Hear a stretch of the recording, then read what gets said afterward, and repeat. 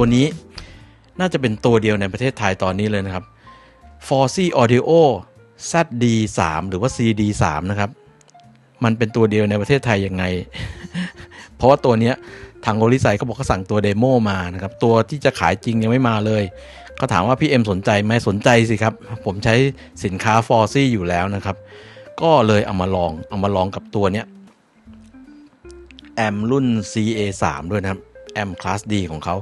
เดี๋ยววันนี้จะมาลองในหลายๆแง่มุมเลยทั้งฟังก์ชันทริกเกอร์นะครับแล้วก็การใช้งานในโหมดเขาเรียกว่า Preamp หรือว่า Preamp Bypass นะครับแล้วก็ตัวนี้เสียงดียังไงเดี๋ยวท่านผู้ชมจะได้ฟังนะจะได้ฟังพร้อมๆกันนะครับตัวนี้ที่วางอยู่บนโต๊ะผมนี้นะครับก็คือตัว Foxy นะครับ Foxy ZD3 ผมขออนุญาตออกเสียงว่า ZD3 ก็แล้วกันนะครับไอ้ตัวนี้ ZA3 นะแต่ก่อนชอบอ่าน CA3 ใช่ไหมมันแล้วแต่อ่านได้ทั้งคู่นะเอาแบบไทยๆแล้วกันเรียก ZA3 ZD3 แล้วกันนะครับมาละใครที่สนใจตัวนี้อยู่นะครับ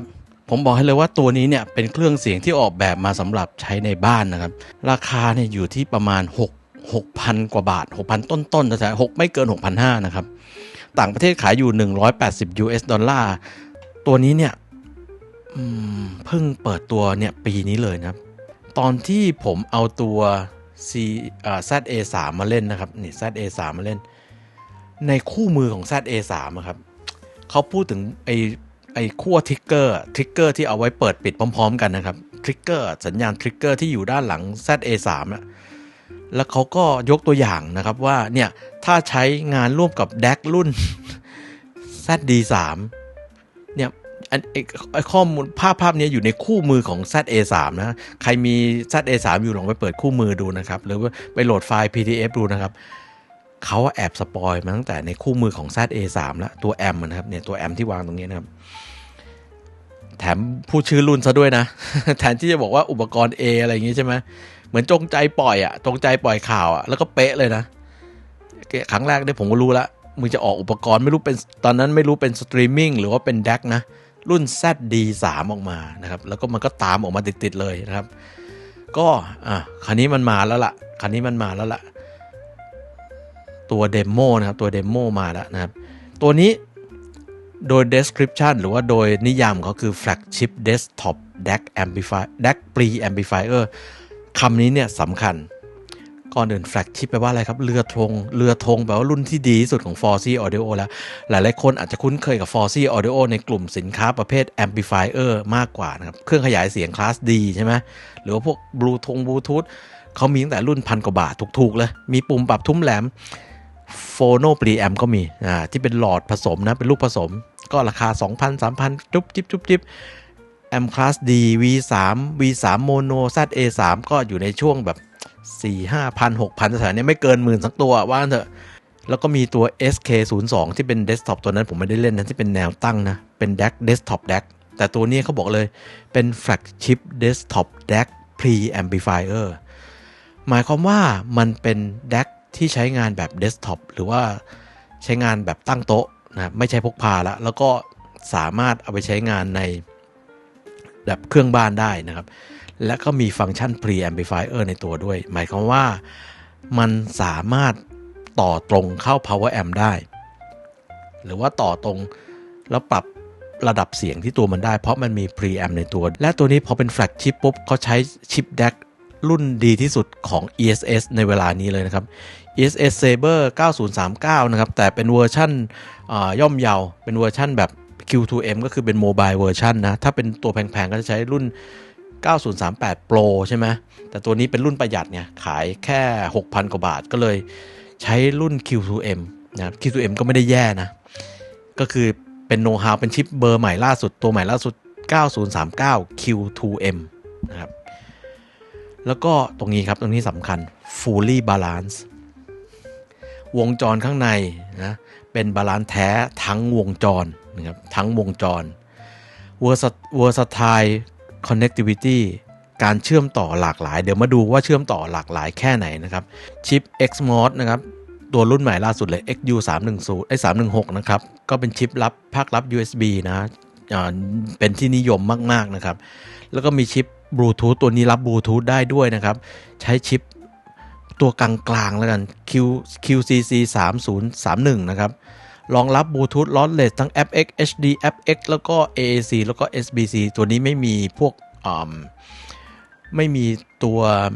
LDAC นะครับตัวนี้ไม่มี LDAC นะแล้วก็ทางด้าน Input นะก็นอกจาก Bluetooth นะครับมี HDMI in ต่อทีวีได้นะเป็นสเตอริโอนะครับต่อสัญญาณเสียงกับทีวีได้แล้วก็มี USB input ต่อกับคอมพิวเตอร์ได้มี Optic SPDIF นะครับ Optic ต่อกับทีวีรุ่นเก่าๆต่อจากเครื่องเล่นบลูเรย์นะครับหรือว่าต่อจากสตรีมเมอร์อย่าง Vim อย่างไรเงี้ยได้เหมือนกันนะครับมี Coax input นะครับเป็น Coaxial SPDIF input นะครับประมาณนี้นะทางด้านมีจอแสดงผลนะครับ OLED display ใครที่ใช้แบบ DAC รุ่นประหยัดอยู่บางทีมันไม่มีจอแสดงผลใช่ไหมแล้วก็แบบต้องไปดูไฟดูอะไรขี้เกียจจำว่าไฟอันนี้มันเป็น DSD อันนี้เป็น PCM ขี้เกียจจำอันนี้มันขึ้นมาโชว์เลยนะครับและเห็นเป็นจอกลมๆแบบนี้เนี่ยมันบอกทุกอย่างเกือบครบเลยนะครับว่าเนี่ย input อะไรนะครับ input coax เป็นสัญญาณ PCM หรือ DSD ไม่ใช่สิอันนี้เป็น sample rate นะครับนี่เป็น sample rate แล้วอันนี้เป็นประเภทของสัญญาณที่วิ่งเข้ามาอะไรอย่างนี้นะครับตัวนี้มีรีโมทคอนโทรลนะ op amp swappable op amp ก็คือ op amp ข้างในส่วนที่เป็นภาคขยายเสียงภาค preamp นะครับทั้งส่วนของ single end output ทั้งส่วนของ balance output เนี่ย op amp เขาแบบเป็นใส่แบบคอนเนคเตอร์แบบนี้มาใส่ซ็อกเก็ตแบบนี้มาสามารถเล่นเปลี่ยน op amp ได้op amp ที่มากับตัวมันเป็น op amp มาตรฐานนะเป็นรุ่นกลางๆนะ LME 49720นะครับเบอร์นี้นะครับ LME 49720ทางด้าน output มี output analog output ทั้ง RCA single end และ XLR balance นะครับอย่างที่บอกตัวนี้ข้างในวงจรเป็น balance แท้นะครับเป็น balance แท้ทั้งวงจรนะแล้วก็ข้างในเนี่ยภาคจ่ายไฟเป็นระบบ multi LDO multiple low drop out regulator แยกภาคจ่ายไฟในแต่ละส่วนเป็นชุดๆไปเลยนะครับพูดง่ายว่าคอนเซปต์การดีไซน์ต่างๆเนี่ย high end เหมือนเครื่อง high end เลยเพียงแต่ว่าเขาไม่ได้มีอุปกรณ์ที่แบบว่าแคปตัวเก็บประจุคาปาซิเตอร์หรูๆใส่เข้าไปหรือว่าแบบอะไรที่มันแบบเขาเรียกอะไรเอกโซติกเป็นพิเศษแต่ว่าโดยคอนเซปต์การดีไซน์เนี่ยถูกต้องหมดนะครับก็คือเลือกใช้ชิป DAC ที่มีคุณภาพประมาณนึงนะครับ Fully Balance แท้ Op Amp เปลี่ยนได้จะเอาเกรดไหนอย่างน้อยก็ไม่ใส่5532มา5534อันนั้นแบบเกรดแบบมันก็มาตรฐานเริ่มต้นอันนี้ก็เป็นเบอร์ที่เรียกว่ามีระดับประมาณหนึ่งมาอยู่แล้วแล้วก็ให้ไปเปลี่ยนได้ใครชอบเล่น Op Amp ก็ไปเปลี่ยนเอาได้นะครับประมาณนี้นะครับเนี่ยเขาก็ทำให้ดูสามารถเข้ากับชุดเครื่องเสียงสเตอริโอได้ในภาพนี้เขาต่อกับ ZA3 2 ตัวนะคือจับบลิดโมโนนะหรือจะต่อตัวเดียวก็ได้นะครับอย่างที่วันนี้ผมจะต่อให้ท่านผู้ชมดูนะหรือว่าจะเอา2ตัวมาจับบลิดโมโนก็ได้แล้วก็ต่อกับเจ้าตัวนี้นะมีอะไรล่ะอันนี้ก็ตัวแฟลกชิปเมื่อกี้พูดไปแล้วนะใช้ชิปแบบตัวดีๆเป็นชิปมีเกรดมียี่ห้อFully Balance Design นะครับ Output Design เห็นไหมแยก XLR L out บวก L out ลบนะครับเป็น Fully Balance จริงๆนะเป็น Fully Balance แท้ๆแล้วกันเดี๋ยวตามในโครงสร้างก็เลยนะ RCA output ก็มีอันนี้เป็นฝั่ง RCA output ก็คือข้างในเป็น Fully Balance ก็จริงแต่ว่าก็รองรับการใช้งานร่วมกับเครื่องเสียงที่เป็นระบบไม่บาลานซ์เหมือนกัน Unbalance ก็รองรับนะครับเผื่อบางคนมี Integrate Amp Input เนี่ยรับได้แต่ RCA ซื้อตัวนี้ไปใช้กับ Integrate Amp ก็ได้ Integrate Amp ที่มี RCA Input ธรรมดาก็ได้ใช้ได้เหมือนกันนะครับมีอะไรล่ะ Precision High Precision Resistor Low Drift Capacitor ก็อย่างที่บอกนะไม่ใช่อุปกรณ์อิเล็กทรอนิกส์เกรด Exotic หรือว่าเกรดแบบโหแบบพิเศษมากๆแต่ก็ประมาณหนึ่งนะตัวต้านทาน 1% ความผิดพลาด 1% ตัวเก็บประจุแบบเกรดดีเป็นเกรดดี low drift capacitor ก็คือไงความคลาดเคลื่อนต่ำประมาณนั้นนะครับเป็น surface mount ซะส่วนใหญ่นะครับถ้าดูจากภาพนะครับจริงทาง Forsy เขามีคลิปแกะให้ดูด้วยนะแกะให้ดูข้างในนะว่าแกะยังไงสำหรับคนที่ต้องการ swap เปลี่ยนไอตัว op amp เขาก็สอนแกะด้วยเพราะว่าการแกะที่ถูกต้องผมเห็นเขาไขน็อตแค่2ตัวนะไขน็อตข้างหลังเนี่ย2ตัวนะเนี่ยเขาไขน็อตข้างหลัง2ตัวเข้าไปดูอันนี้คลิปไปเปิดดูได้ในช่อง YouTube ของทาง Forsy นะครับเขามีแกะให้ดูเลย ไขน็อตข้างหลังแค่2ตัวนะเป็นน็อต6 เหลี่ยมนะครับแต่ต้องคนที่มีอุปกรณ์หน่อยเนาะแล้วก็ถอดเนี่ยดึงไอปุ่มวอลลุ่มข้างหน้านี่ออกแล้วก็ไขตัวไขตัวแหวนรัดไอตัว potentiometer นี่ออกนะครับจากนั้นเนี่ยก็ลากออกมาได้ทั้งตัวเลยนะแค่นี้เองครับง่ายๆแล้วก็อาจจะต้องดึงซ็อกเก็ต จริงๆต้องแนะนำว่าต้องเป็นคนที่คุ้นเคยกับการงัดแงะอะไรพวกนี้นิดหน่อยนะครับแล้วก็ต้องมีอุปกรณ์หน่อยนึงประมาณนั้นนะครับมาดูเขาเรียกองค์ประกอบรอบๆตัวมันแล้วกันนะครับบลูทูธแอนเทนนามีเสารับบลูทูธนะครับอันเล็กๆน่ารัก Input Coax นะครับ Input Input Optic Input Coax นะครับตามภาพนะแล้วก็ Input USB ต่อคอมพิวเตอร์นะครับ Input HDMI ARC นะครับต่อกับทีวีตัวนี้ทริกเกอร์สัญญาณทริกเกอร์หรือสัญญาณไฟฟ้าที่ไปทริกเปิดปิดอุปกรณ์รอบข้างนะครับตัวนี้มีทั้ง in ทั้ง out in หมายความว่ามันสามารถรับทริกเกอร์มาจากซอร์สพวกอุปกรณ์อย่างวิมเนี้ยวิมก็มีทริกเกอร์ out ใช่ไหมเรามาต่อมาเข้านี้ได้ out ก็สามารถต่อไปเข้าแอมหรือว่าไปเข้าแอมเลยแหละที่มีทริกเกอร์ in นะครับมันก็เวลาเราเปิดเนี่ยมันจะส่งสัญญาณทริกเกอร์แล้วให้มันเปิดพร้อมๆกันคือเปิดแค่เครื่องเดียวมันจะเปิดตามๆกันเลยอะไรอย่างนี้นะครับ RCA output XLR output แค่นี้เองนะครับบอดี้เป็นอลูมิเนียมทั้งตัวนะเนี่ยเห็นอย่างเงี้ยโลหะทั้งตัวนะครับเนี่ยโลหะทั้งตัวนะครับไม่มีตรงไหนเป็นพลาสติกเลยปุ่มข้างหน้าก็เป็นปุ่มอลูมิเนียมนะปุ่มสีส้มๆนี่นะครับอันนี้ก็บลูทูธนะรับบลูทูธได้เดี๋ยวจอ OLED นะประมาณนี้นะครับอยู่หน้าเครื่องรีโมทคอนโทรลทำงานได้แทบทุกฟังก์ชันเลยนะครับอันนี้เป็นอุปกรณ์ข้างในนะออฟแอมเปลี่ยนได้อะไรเงี้ยเนี่ยเขาก็แนะนำว่าออฟแอมตัวที่เปลี่ยนได้นะครับมีเบอร์ไหนแล้วแนะนำด้วยว่าเสียงเป็นยังไงไอตัวที่ใส่มาใช่ไหมตัวที่ใส่มาเป็นเบอร์อะไรจำไม่ได้แล้วเมื่อกี้ตัวที่ใส่มาเป็นเบอร์9 LME 9749720เขาก็มีแนะนำในเว็บไซต์ของ Forsy เองด้วยนะครับว่าแต่ละเบอร์เนี่ยเสียงเป็นยังไงเนี่ยถ้าเป็นตัว49720ที่ใส่มาเป็น default ในเครื่องนะครับลักษณะเสียงวอร์มอบอุ่นสมูทดีเทลมิวสิคอลนะครับเดี๋ยวจะลอง JRC 4580D ก็จะเป็น net neutral นะครับ clear balance อะไรเงี้ยเขามีแนะนำด้วยนะหรือจะไปลองเองก็ได้นะครับ MIU 02นะครับ signature คือ articulate refine แล้วก็ rich แต่ก่อนเหนือสิ่งอื่นใดที่ผมเคยบอกท่านผู้ชมไปแล้วนะออฟแอมพวกเนี้ยถ้าซื้อออนไลน์มีของปลอมเยอะมากๆนะเดี๋ยวถ้าคุณไปซื้อของปลอมมาคุณก็อาจจะโดนหลอกไขว้เขวไปนะถามว่ารู้ได้ไงจะซื้อของปลอมของแท้ทำยังไงซื้อกับตัวแทนจำหน่ายซื้อกับ Forsy หรือซื้อกับ Holisite ได้ของแท้แน่นอนเพราะ Holisite เขาก็สั่งจาก Forsy โดยตรงนี่แหละนะครับถ้าคุณไปซื้อตามออนไลน์ผมเห็นหลายๆที่ราคาถูกจนน่าสงสัยนะครับและไอ้เบอร์พวกนี้มันสามารถลบทิ้งแล้วก็สกรีนกันได้ง่ายๆเราไม่มีทางรู้ได้เลยว่าโครงสร้างข้างในเป็นของแท้ของเทียมนะครับเพราะฉะนั้นแนะนำถ้าจะซื้อออฟแอมมาเล่นซื้อออฟแอมมาเปลี่ยนซื้อจากแหล่งขายที่เชื่อถือได้เช่นตัวแทนจำหน่ายต่างๆหรือว่าสั่งจาก DigiKey Mouser ซึ่งเป็นตัวแทนจำหน่ายพวกอุปกรณ์เซมิคอนดักเตอร์ระดับโลกนะพวกนั้นเขาไม่มั่วหรอกนะครับหรือว่าเนี่ยตัวนี้เป็นแบบพิเศษนะเป็นแบบ Discrete นะ Sparko นะครับเบอร์นี้นะก็ Transparent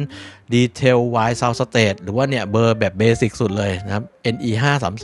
532นี่ก็คือแบบ Neutral นะ Dynamic Clear อันนี้เป็นเบอร์แบบประหยัดนะตัวนี้คงไม่มีใครโกงคงไม่มีใครปลอมหรอกแต่อาจจะมีหลายเกรดอันนี้ก็เหมาะสำหรับพวกสาย DIY แล้วกันนะ Compare Side by Side อันนี้แหละสุดคลิปนี้นะเนี่ยเขาก็อันนี้เป็นช่องของทาง Forsy เองนะครับ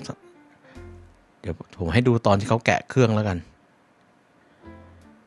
ตอนที่เขาแกะเครื่องข้างในนะวิธีแกะเพราะเขาจะแกะสอนวิธีแกะเผื่อคนที่จะเล่นออฟแอมไงตรงไหนวะนี่เขาสอนแกะเครื่องนะวิธีแกะเครื่องนะให้ดูเขาให้ดูไปพร้อมๆกันเลยเขาอธิบายนะว่าต้องมีเครื่องมืออะไรบ้างนะครับรู้สึกไอ้สกรูข้างหลังเป็น6เหลี่ยมนะครับแค่2ตัวเองแกะแค่2ตัวก็ต้องมีตัวครีมปากยาวๆตัวหนึ่งเอาไว้ขันไอแหวนที่อยู่รอบๆตัววอลลุ่มคอนโทรลออกนะครับเดี๋ยวเขาบอกนะครับเมื่อกี้เป็นอะไรวะมีไซส์นะไซส์ของสกรูนะครับ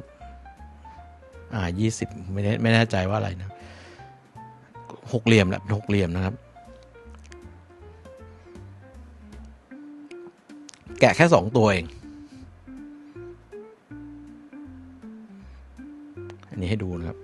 ธีแกะเครื่องข้างในแล้วก็สำหรับคนที่จะเปลี่ยนออฟแอมนะแต่ถ้าท่านผู้ชมไม่ได้คิดจะเปลี่ยนออฟแอมไม่ต้องวุ่นวายกับมันนะดึงตัวนี้ออกได้นะแล้วก็ตรงเนี้ยที่ต้องระวังมันจะไปขีดข่วนให้เป็นรอยหน้าปัดเป็นรอยท่านเองครับเนี่ยหมุนในตัวแหวนตรงนี้ออกนะครับเดี๋ยวมันจะดึงออกมาได้ทั้งยวงเลยที่แกะออกมาแล้วก็ดูเก็บไว้ให้ดีก็แล้วกันนะครับเนี่ยแล้วก็ปลดไอ้ตัวนี้เป็นสวิตช์เป็นคอนเนคเตอร์ของสวิตช์ที่อยู่ใต้ท้องมันนะมันมีสวิตช์บายพาสภาค preamp อยู่ใต้ท้องครับให้ปลดออกก่อนครับแล้วก็ลากมันได้ทั้งยวงเลยนี่ให้ดูเครื่องเขาข้างในจะเห็นว่าทั้งหมดเกือบทั้งหมดเลยเป็น Surface Mouse หมดนะครับ Surface Mouse ก็ทุกวันนี้ก็คุณภาพดีขึ้นเยอะนะครับแล้วก็มันทำให้ทางเดินสัญญาณมันสั้นมากแล้วก็ตัวเท่าที่ผมดูตัวแผงวงจรเป็น True Hole นะเป็นวงจรที่มากกว่า1เลเยอร์นะครับแล้วเนี่ย Op Amp 3ตัวเนี้ยนะครับ Op Amp 1 2 Op Amp 2ตัวเนี้ยเป็น Op Amp ในส่วนของวงจร Balance Output นะเป็นภาค Preamp นะครับเป็นส่วน Balance Output Op Amp ตัวนี้เป็นส่วนของวงจร Single End Output ถ้าเราใช้ Single End Output ก็เปลี่ยน Op Amp ตัวนี้ถ้าใช้วงจร Balance Output ก็เปลี่ยน Op Amp 2ตัวนี้นะครับอันนี้แนะนำนะสำหรับคนที่อยากจะเล่นกับการเปลี่ยน Op Amp นะสังเกตว่าอุปกรณ์ตัวอื่นเขาเป็น Surface Mouse หมดมีแค่3ตัวเนี้ยที่เป็นแบบ Socket นะ Socket คือดึงได้อย่างเงี้ยไอ้ตรงนี้ถ้าใครไม่ชำนาญผมบอกเลยนะว่าอย่าทำโอกาสที่คุณจะทำเครื่องเจ๊งเยอะมากแต่ถ้าคนที่คุ้นเคยกับงานอิเล็กทรอนิกส์อยู่แล้วคุ้นเคยกับงาน DIY หรือการเปลี่ยนออฟแอมอยู่แล้วเนี่ยรู้ว่าขั้วออฟแอมเป็นยังไงทำไปเลยสนุกนะเล่นสนุกได้นะครับแต่ถ้าคนที่ไม่มีประสบการณ์ตรงนี้อย่าทำโอกาสที่คุณจะทำเครื่องเจ๊งสูงมากนะครับอันนี้บังเอิญแกะให้ดูข้างในจะได้เห็นว่าไปด้วยว่าไอ้ที่เมื่อกี้เขาบอกเนี่ยเขาใช้ตัวต้านทาน 1% อะไรเงี้ยจริงหรือเปล่านะครับอุปกรณ์เกรดดีงานผลิตเนียบไหมอะไรไหมก็ถือโอกาสแกะให้ดูเพราะผมไม่อยากแกะตัวที่เขาส่งมาให้นะครับเนี่ยเห็นไหมตัวแผงวงจรน่าจะเป็นแบบหลายเลเยอร์นะไม่รู้กี่เลเยอร์นะครับเป็นระบบ True Home หมดนะครับแล้ววงจรแบบนี้มันทำให้ขนาดเครื่องมันเล็กลงแล้วก็ทางเดินสัญญาณจะสั้นมากนะครับใครที่เรียนอิเล็กทรอนิกส์รู้ดีอยู่แล้วนะครับอะไรประมาณนี้นะครับตอนประกอบเข้าไปก็ไม่มีอะไรก็ทำย้อนทางกันทุกอย่างก็อย่าลืมใส่คอนเนคเตอร์กลับเข้าไปด้วยนะครับประมาณนี้คร่าวๆนะเอาประมาณนี้เราไปดูส่วนอื่นกันนะครับเมื่อกี้ผมพาท่านผู้ชมตรงนี้อย่าง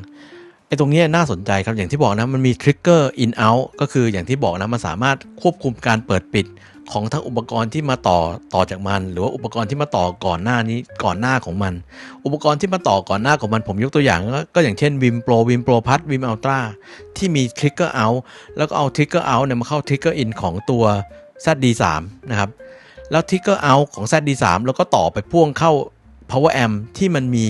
Trigger Input อย่างเช่น ZA3 เป็นต้นนะครับเวลาเราเปิดตัวหนึ่งเนี่ยที่เหลือมันจะเปิดพร้อมกันหมดเลยอย่างเช่นเราเปิดตัว Vim อย่างเงี้ยพอ Vim Active ขึ้นมาปุ๊บ ZD3 มันจะเปิด ZD3 มันก็จะส่งสัญญาณให้ไปเปิดตัว ZA3 ต่ออันนี้ไม่ใช่เรื่องใหม่นะใครที่เล่นเครื่องเสียงแยกชิ้นนะมันมีระบบนี้มาตั้งนานแล้วนะครับเขาเรียกว่าสัญญาณ Trigger 12 โวลต์นะครับตัวนี้พิเศษหน่อยเพราะมันอยู่ตรงกลางระหว่างแหล่งโปรแกรมกับตัวamplifier ที่อยู่ปลายทางเพราะฉะนั้นมันก็เลยมี Trigger ทั้ง in ทั้ง out เลยนะครับประมาณนี้นะใต้ท้องของมันเนี่ยใต้เครื่องมันมีปุ่ม bypass นะครับ bypass ตรงนี้ท่านผู้ชมจำง่ายๆถ้าเราสวิตช์ไปที่ bypass แปลว่าปุ่ม volume control ที่ตัว ZD3 จะไม่ทำงานเลยพูดง่ายเร่งดังสุดนะครับเหมาะสำหรับอะไรเหมาะสำหรับเวลาเราต่อไปเข้า integrate amp ที่ integrate amp ของเราหรือว่า preamp pre power เพราะเราสามารถคอนโทรลเสียงหรือปรับดังเบาได้ที่ integrate amp หรือที่ pre power เราถูกไหมครับหรือว่าท่านผู้ชมต่อเข้าแอมป์หูฟังมันมักจะมีปุ่ม volume control เพื่อปรับดังเบาอยู่แล้วเพราะฉะนั้นตรงนี้เนี่ยเราก็ตัดภาค preamp ของมันออกไปเลยเพื่อไม่ให้มันเกิดอาการ volume ซ้อน volume นะครับและเสียงมันจะดีกว่าคือปล่อยเต็มนะครับถ้าเราสวิตช์ไปที่นี่ปุ๊บนะครับอย่าต่อเข้า power amp โดยตรงเสียงมันจะดังสุดคือเหมือนเราเร่ง volume ดังสุดนะครับถ้าปลดไปที่ bypass เมื่อไหร่เท่ากับเราเร่ง volume ดังสุดคือเขาจะตัดภาค volume control ที่อยู่ในตัวZD3 ออกไปเลยนี่ระวังนะครับถ้าไม่แน่ใจให้ off ไว้ก่อนนะให้ off ไว้ก่อน off bypass off แปลว่าไม่ลัดตรงผ่านภาค preamp ถ้า off แปลว่ายังใช้ preamp ในตัว ZD3 อยู่เพราะฉะนั้นการปรับ volume control ในตัว ZD3 ก็จะยังมีผลกับเสียงกับความดังเสียงอยู่นะครับเดี๋ยวจะทำให้ดูนะเดี๋ยวจะทำให้ดูเนี่ยบอกเลย perfect match with perfect match to ZA3 นอกคือมัน perfect match ทั้งขนาดเครื่องนะครับดีไซน์ต่างๆและพวกขั้วต่อนะมัน perfect match จริงนะ perfect match จริงแล้วชุดนี้เนี่ยมันทำให้ผมรู้สึกว่าผมเคยแนะนำไปใช่ไหมว่า ZD3 เนี่ยZA3 เนี่ยตัวแอมเนี่ยมันเหมาะกันเป็นชุดเริ่มต้นถูกไหมแต่อันนี้เนี่ยมันเป็นชุดเริ่มต้นที่สมบูรณ์แบบมากขึ้นท่านผู้ชมถ้าท่านผู้ชมมีลำโพงคู่หนึ่งอยู่แล้วที่ไอตัว ZA3 สามารถขับได้นะก่อนหน้านี้ท่านผู้ชมตอนผมซื้อตัว ZA3 มาเนี่ยผมเจอปัญหาอยู่นิดนึงเองนะครับแม้ว่าที่ ZA3 จะมีวอลลุ่มคอนโทรลก็ตามแต่เป็นวอลลุ่มที่เราต้องเดินไปหมุนเองนะครับเราต้องเดินไปหมุนเอง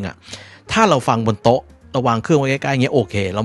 มือเราเอื้อมถึงแต่ถ้าเราวางเครื่องไว้ข้างหน้าแบบนี้แบบชุดเครื่องเสียงปกติการที่พอเราเปลี่ยนเพลงนึงแล้วเพลงมันดังมันเบาเราต้องลุกขึ้นไปปรับวอลลุ่มตรงนี้ที่หน้าเครื่อง ZA3 ทุกครั้งมันไม่ใช่เรื่องสนุกท่านผู้ชมเนี่ยเป็นสาเหตุหนึ่งที่ทำให้ผมตัดสินใจซื้อตัวตอนนั้นนะซื้อตัวท็อปปิ้ง A70 Pro มาเพราะว่าท็อปปิ้ง A70 Pro สามารถใช้งานเป็น preamp ให้ตัว ZA3 ได้แล้วตอนนั้นท็อปปิ้ง A70 Pro มันก็มีเรื่องของแอมขยายหูฟังซึ่งผมกำลังอยากได้แอมขยายหูฟังกำลังเยอะๆแล้วก็มีพื้นฐานที่ดีอย่าง Fully Balance อะไรเงี้ยมาอยู่แล้วก็เลยเป็นสาเหตุหนึ่งที่ผมอยากได้ preamp ที่สามารถควบคุมความดังด้วย D-Mode Control ได้สักตัวหนึ่งเพื่อมาใช้กับ ZA3 แล้วผมจะเร่งโวลุ่ม ZA3 ให้สุดเลยนะครับนี่คือที่ผมประเมินไว้คร่าวๆแต่ตอนนี้ผมไม่ต้องทำแบบนั้นละผมไม่ต้องไปซื้อ preamp ที่มี Remote Control ละผมสามารถใช้ตัวเนี้ยตัวเดียวเลยนะเป็น DAC ด้วยเป็น preamp ด้วยคือ ZD3 ตัวเนี้ยแล้วก็ต่อกับZA3 จะเป็น ZA3 1 ตัวใช้งานในโหมดสเตอริโอหรือว่า ZA3 2 ตัวใช้งานในโหมดโมโนได้เลยแล้วผมจะเร่งโวลุ่มที่ ZA3 ให้สุดเลยนะครับเพื่อใช้งานมันเป็น power amp จริงๆนะครับแล้วก็มาปรับวอลลุ่มคอนโทรลในภาค preamp ของ ZD3 แล้วคุณยังมี DAC USB DAC ชั้นดีอยู่ในตัว ZD3 อยู่ด้วยเพราะนั้นระบบคุณจะง่ายมากๆอย่างเงี้ยคุณมีแค่นี้พอละแล้วก็ต่อกับลำโพงคู่หนึ่งแล้วก็ต่อคอมพิวเตอร์เครื่องหนึ่งจบเลยหรือว่าถ้าคุณมีสตรีมเมอร์รุ่นเล็กๆอยู่คุณเอาสตรีมเมอร์รุ่นเล็กปล่อยดิจิตอลเอาออกมาไม่ว่าจะเป็นโคแอคหรือจะเป็นออปติคอลแล้วก็ให้ ZD3 จัดการที่เหลือทั้งหมด ZD3 กับ ZA3 จัดการที่เหลือทั้งหมดได้เลยนะครับท่านผู้ชมพอจะมองเห็นภาพไหมนะครับเนี่ยประมาณเนี่ยเขาก็ต่อให้ดูนะประมาณนี้เลยระบบมันจะง่ายมากๆนะครับระบบเนี่ยมีอยู่แค่นี้แล้วก็สามารถควบคุมความดังเสียงจากรีโมทคอนโทรลได้เพราะ ZD3 มีรีโมทคอนโทรลครับไร้สายเราไม่ต้องลุกผมไม่ต้องลุกไปเปลี่ยนแล้วที่วันนี้ผมเอาลำโพงมาต่อให้ท่านผู้ชมดูไม่ใช่อะไรผมจะสาธิตระบบให้ดูว่าเวลามันใช้งานยังไงนะครับที่เหลือมีอะไรอีกตัวนี้นะครับภาค DAC นะครับภาค DAC ถ้าเข้ามาทาง USB นะครับรับสัญญาณ PCM รองรับสัญญาณ PCM ถึง32บิต768กิโลเฮิรตซ์พูดง่ายเพลงทุกเพลงในโลกนี้ตอนนี้ไอตัวนี้รับได้หมดถ้าเป็น PCM นะครับส่วนทาง DSD นะครับถ้าต่อแบบ Native ใน Windows หรือว่าในอุปกรณ์ Linux นะครับแล้วมันยิงเป็น Native DSD ออกมาได้รองรับ DSD ถึง512ก็คือเป็นสเปคที่สูงมากๆในเวลานี้แล้วนะครับถ้าใช้การกับเครื่อง Macเชื่อมสัญญาณผ่าน DOP output นะครับในแอปเล่นเพลงใน Mac ต้องส่งเป็น DOP นะครับก็จะได้ DSD 256ซึ่งก็เยอะมากๆแล้วสำหรับสัญญาณ DSD นะครับถ้าเราต่อสัญญาณเข้ามาทางช่อง Optic หรือว่า Coax นะครับจะรองรับแค่ PCM 24บิต192กิโลเฮิรตซ์หรือว่า DOP อย่างที่สัปดาห์ที่แล้วทำให้ดูแล้วนะครับต้องส่งมาเป็น DOP ถ้ามันถึงจะถอด DSD ทางช่อง2ช่องนี้ได้นะครับแล้วก็บลูทูธก็รองรับถึง2448ก็คือสแตนดาร์ดของ FX นั่นเองนะครับเป็น Wireless แบบไร้สายประมาณนี้นะครับทางด้าน Output นะครับถ้าเป็น RCA Single End Output ความแรงสูงสุดนะครับ Output Level อยู่ที่ 2.5 โวลต์ RMS นะครับนั่นคือความแรงเทียบเท่าเครื่องบ้านปกติที่เป็น High End หรือเป็น Mid End ทั้งหลายนะครับ 2.5 โวลต์ RMS ทางช่อง RCA Single End Out และถ้าเป็นช่อง Balance XLR Out เนี่ยเป็น5โวลต์ RMS นะครับนี่คือเครื่อง High End เลยอันนี้คือสเปคเดียวกับ SMSL D400EX ของผมที่เครื่องหนึ่ง30,000 กว่าบาทเนี่ย5โวลต์กับ 2.5 โวลต์เนี่ยเพราะฉะนั้นไม่ต้องกลัวว่าสัญญาณเอาพุทขาออกมันจะป้อแป้ขับ power amp ไม่ได้อะไรเงี้ยอันนี้เหลือเฟือนะครับ input ก็เมื่อกี้อย่างที่บอกไปแล้วนะ input หลากหลายเลยแต่เป็นดิจิตอลหมดนะครับรับเป็นดิจิตอลหมดนะครับแล้วก็สเปคที่เหลือก็เนี่ย signal to noise ratio ก็เป็นสเปคของตัวชิป DAC นั่นเองนะครับแล้วก็บลูทูธตัวนี้บลูทูธเป็นเวอร์ชัน 5.0 นะครับก็รองรับโคเด็กเนี่ย apx HD apx AAC SBC นะครับ power supply ตัวนี้เป็น power supply แยกนะครับให้อะแดปเตอร์12โวลต์ 1.5 แอมป์มาเพราะฉะนั้นท่านผู้ชมสามารถหา linear power supply มาใช้ได้มาอัปเกรดตรงนี้ได้นะครับการใช้งานรูปอุปกรณ์ก็ตามนี้เลย Windows Mac OS ทุกอันนะครับผมว่าจริงๆต่อกับมือถือได้ด้วยนะครับแต่ผมไม่ค่อยแนะนำเท่าไหร่เพราะว่ามือถือใช้งานในบ้านคงไม่สะดวกเท่าไหร่แต่จริงๆมันต่อเอาพุท USB OTG ออกจากมือถือได้นะตัวนี้นะครับก็เหมือนอุปกรณ์ DAC USB ทั่วๆไปนะครับประมาณนี้เห็นไหมครับ Experience Store อย่างเป็นทางการที่แนะนำบนเว็บไซต์ Forsy นะครับ Store Name Holy Site นะครับสุภาลัยพฤกษาเมืองสมุทรปราการนะครับก็คือที่ Holy Site ตัวแทนจำหน่ายในไทยนะครับขึ้นเบอร์1เลยเห็นไหมนะครับก็เป็นตัวแทนอย่างเป็นทางการในประเทศไทยเพราะฉะนั้นถ้าซื้อ Forsy โดยเฉพาะ Forsy ZD3 นะครับเครื่อ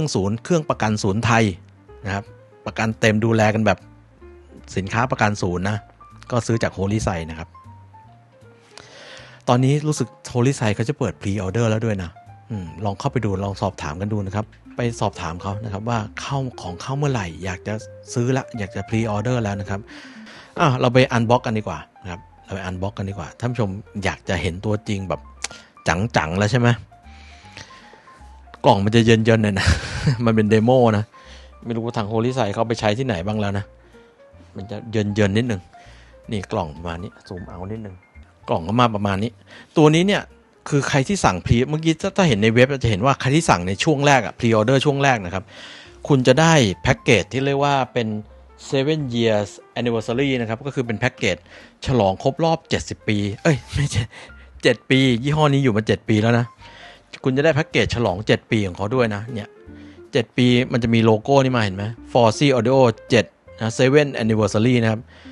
เขาจะแถมเดี๋ยวจะให้ดูว่าคุณจะได้อะไรเพิ่มมาจากตัวเครื่องนะ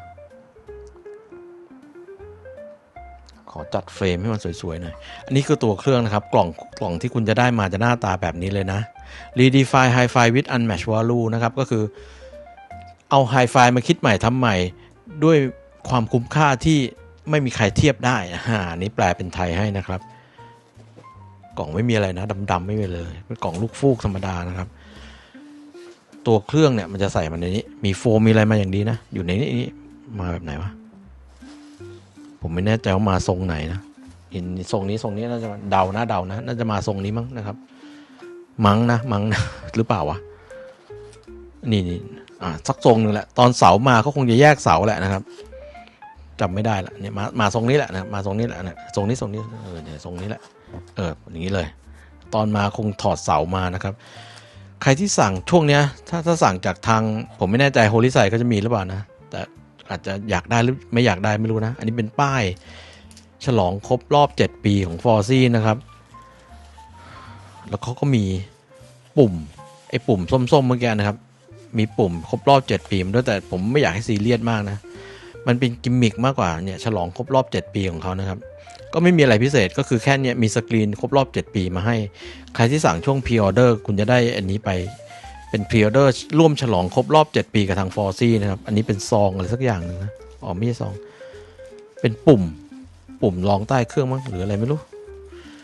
คือกล่องนี้มันกล่องเดโมไงผมก็เลยไม่รู้ว่าสินค้าขายจริงเป็นเขามีเฮ้ยเขามีออฟแอมมาให้ด้วยว่ะแสดงว่าทาง Holy Site เขาสั่งออฟแอมมาว่ะขออภัยนะผมวันก่อนผมก็ไม่ได้แกะดูนะเนี่ยถ้าคุณสั่งออฟแอมเนี้ยถ้าสั่งจากทาง Forsy หรือสั่งจาก Holy Site ของคุณได้ของแท้แน่นอนอย่างนี้ดีกว่านะครับเพราะแบรนด์พวกนี้เขาไม่มั่วหรอกอันนี้ขอติดไว้ก่อนเดี๋ยวว่าหลังเล่นแล้วเจออะไรดีๆจะมาเล่าอีกทีแล้วกันนะเขาสั่งออฟแอมมาอีกชุดหนึ่งด้วยจะสั่งเบอร์ไหนมาวะสั่งมา3ตัวนะสำหรับ Single End Output แล้วก็ Balance Output นะสั่งเบอร์ไหนมาวะท่านผู้ชมช่วยกันดูเขาสั่ง JRC 45800มานะครับ 3 ตัวเมื่อกี้ก็บอกไปแล้วนะเปลี่ยนตรงไหนยังไงนะครับอันนี้เดี๋ยวค่อยว่ากันเดี๋ยวขอเวลาเล่นอีกหน่อยยังเพิ่งเห็น ตัวเครื่องอยู่นี้นะครับแล้วก็รีโมทคอนโทรลมีรีโมทคอนโทรลให้อันนึงเดี๋ยวอยู่ไหนวะควบคุมได้ทุกฟังก์ชันปรับวอลลุ่มเนี่ยป๊อกแป๊บป๊อกแป๊บมิวเปิดปิดเครื่องโหมดนี่คือเลือกอินพุตนั่นเองครับจะเลือกอินพุตอันไหนปิดหน้าจอสมมุติว่ากลัวว่าหน้าจอ OLED มันจะมีผลกับเสียงไหมหรือว่าบางทีเราอยู่ในห้องมืดๆแสงมันแยงตาปิดได้แต่ปรับความสว่างไม่ได้ครับเบื้องต้นนะเฟิร์มแวร์รุ่นปัจจุบันยังปรับความสว่างไม่ได้นะจะเอารีสว่างมากสว่างน้อยไม่ได้แค่ปิดกับเปิดกดปุ๊บเดี๋ยวมันจะปิดนะครับเดี๋ยวจะทำให้ดูนะครับไอตัวนี้มันเป็นรีโมทที่เป็นแบบ Universal ใช้กับเครื่องเสียงของ Force ได้หลายรุ่นนะครับเช่นรุ่น PC รุ่น BT20A Max รุ่น ZD3 เวลาเราใช้งาน ZD3 ต้องกดมานี่นะครับแล้วก็ ZP3 มันคืออะไรวะนี่ก็สปอยอีกแล้วแอบสปอยอีกแล้วเป็นปรีแอมหรือเปล่าไม่รู้หรือว่าเป็นโฟโนนะครับ ZP3 ZP ด้วย P ด้วยนะไม่รู้เป็นโฟโนหรือว่าเป็นปรีแอมแอบสปอยมาในรีโมทอีกแล้วนะครับ แอบสปอยมาในรีโมทอีกแล้วโอเคมาคืออย่างเงี้ยท่านผู้ชมจริงๆพวกแดกที่เป็นเดสก์ท็อปนะครับในเรทราคาเนี้ยมีหลายรุ่นมากๆถ้าท่านผู้ชมลงไปดูในตลาดนะของจีนโดยเฉพาะของจีนเนี่ยฟีโอก็มี SMSL ก็มีท็อปปิ้งก็มีแต่ไม่ได้มีทุกตัวที่จะมีคุณสมบัติเด่นเหมือนเจ้าตัวนี้ผมบอกให้เลยบางตัวเป็นเดสก์ท็อปแดก